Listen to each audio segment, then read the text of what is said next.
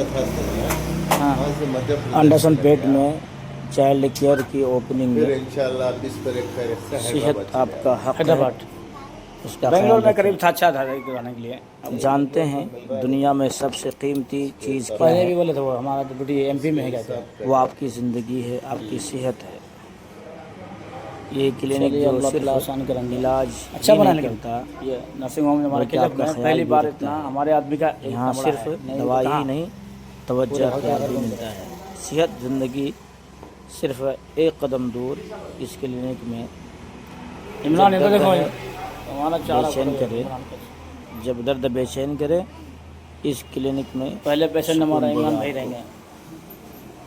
इस प्रोग्राम में, इस प्रोग्राम कल जो ओपनिंग हुआ, इसमें हमारे फयाज भाई और बहुत सारे मेहमान खसूसी से इसमें शिरकत की हैं।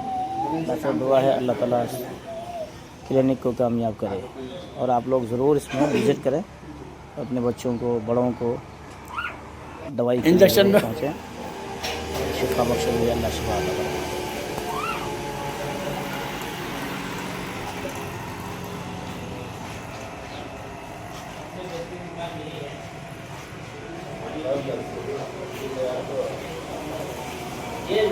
इंजेक्शन ये है, क्या बोलते हैं, ग्लूकोस लगाने का रूम, ग्लूकोस है।